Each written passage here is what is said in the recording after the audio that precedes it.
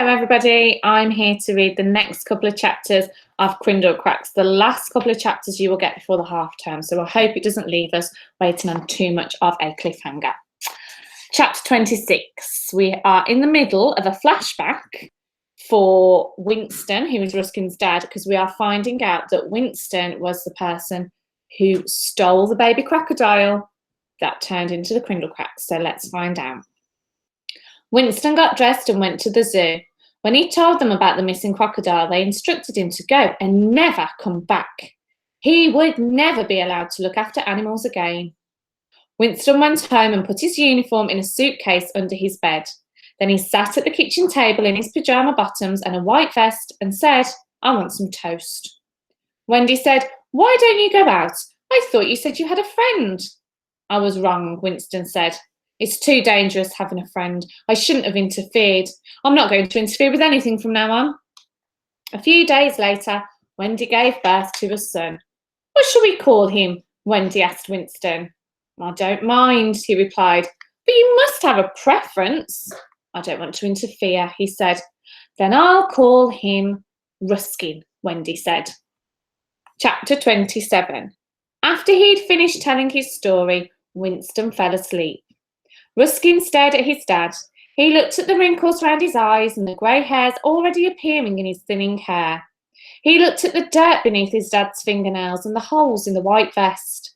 He looked at how small his dad was, how thin his arms were, how knobbly his knees, and the more he looked, the harder he found it to believe that this man was responsible for Crindle Cracks. The ticking of the clock on the mantelpiece sounded very loud. Ruskin glanced at the clock. It was just gone midnight. Way past Ruskin's bedtime. Ruskin helped his dad to his feet, took him upstairs and put him to bed. Once Ruskin was in his own room, he looked out of the window down the length of Lizard Street. He looked at Corky's house. How could he talk to Corky again? How could he be friends with Corky when his own dad, Winston Splinter, had been responsible for Corky's white hair and limp? At the end of the street, the pub sign swung in the breeze. Ruskin peered at the sign. Yes, now he could see. It wasn't a dragon with a penny in its mouth at all. It was a crocodile, a baby crocodile. The baby crocodile that had been taken from the zoo and escaped to the sewers. Eek, went the sign. To Ruskin, it sounded like the most terrible noise in the world. Chapter 28. The next morning, Winston couldn't remember a thing about what he'd said the night before, and Ruskin didn't tell him. All he said was that he'd found his dad asleep and had put him to bed. Wendy, Winston and Ruskin sat at the kitchen table, eating their breakfast toast and drinking their breakfast tea. "Polly Wolly doodle all the day," Wendy said. "I don't know how you can fall asleep in that chair." "You say that every time," Winston said.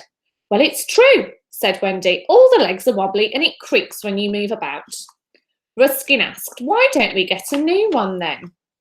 "Because we can't afford a new one," Winston said. "Why are you always wanting things?" "I'm not always wanting things," Ruskin said.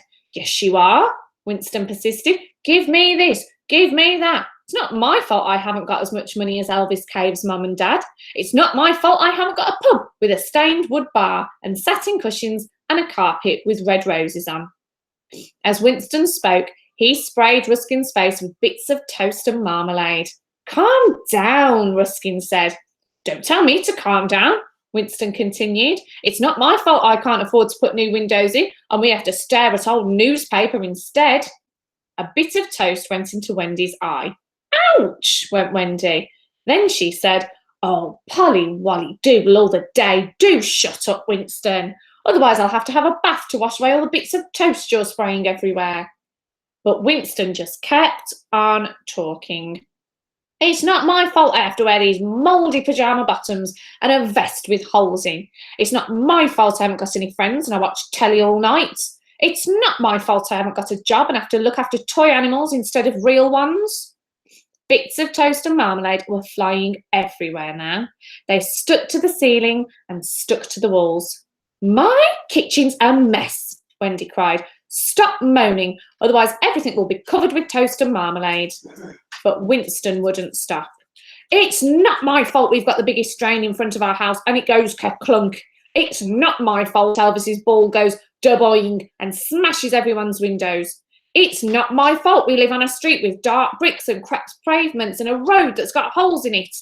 It's not my fault I'm short and thin with balding hair and my voice is a squeaky whisper and I need glasses with lenses so thick my eyes look like saucers. It's not my fault. And with that, Winston went upstairs to stroke his fluffy animals. Wendy looked around at the toast and marmalade splattered kitchen. What a mess, Wendy said. Ruskin got up. I'm going to school, he said. Why don't you go up and talk to your dad? Wendy said. He's upset. I don't want to, Ruskin said, leaving the house. As Ruskin walked down Lizard Street, he stared at Corky's house. I'll never be able to go there again, Ruskin thought. How can I? I can't face Corky now I know what my dad did. And even though he thought that, he was already missing Corky. When Ruskin entered the school playground, he saw Corky mending the window that Elvis's ball had smashed the day before. Good morning, my dear boy, Corky called, waving, but Ruskin didn't wave back. Instead, he ran into his classroom. Oh no, poor Ruskin. Corky's the only friend he's got. We will continue reading Crindlecracks after the half term and we will find out what happens to Ruskin, Corky and the Crindlecracks. But in the meantime, have a fabulous half term, everybody. Bye.